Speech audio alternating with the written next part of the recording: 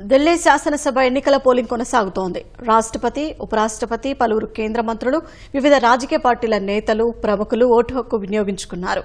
ఉదయం 11 గంటల వరకు దాదాపు 20% ఓటింగ్ నమోదైంది. అందరికంటే ముందుగా ఓటు వేసిన ఓ పురుషుడికి మహిళకు ఈసీ ప్రశంసాపత్రం ప్రదానం చేసింది.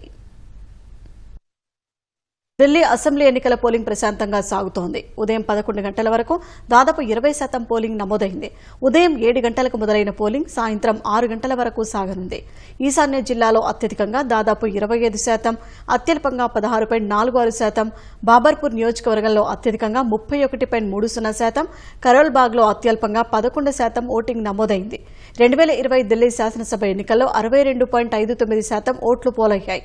2024 పార్లమెంటు ఎన్నికల్లో 56% ఓటింగ్ నమోదైంది.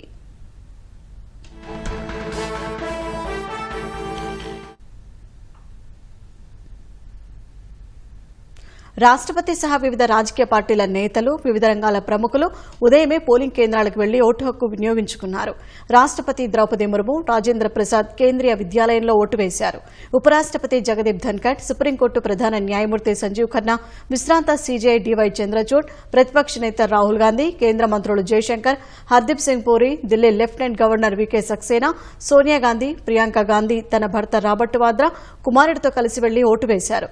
మాజీ సీఎం కేజ్రీవాల్, ఢిల్లీ సీఎం అతీషి, ఆప్ ఎంపీ సంజయ్ సింగ్, మాజీ మంత్రి సత్యేంద్ర జైన్ తన సతీమణితో కలిసి వెళ్లి ఓటు హక్కు వినియోగించుకున్నారు. మయూర్ విహార్లో బీజేపీ ఢిల్లీ అధ్యక్షుడు వీరేంద్ర సచ్దేవా తన సతీమణితో కలిసి ఓటు వేశారు.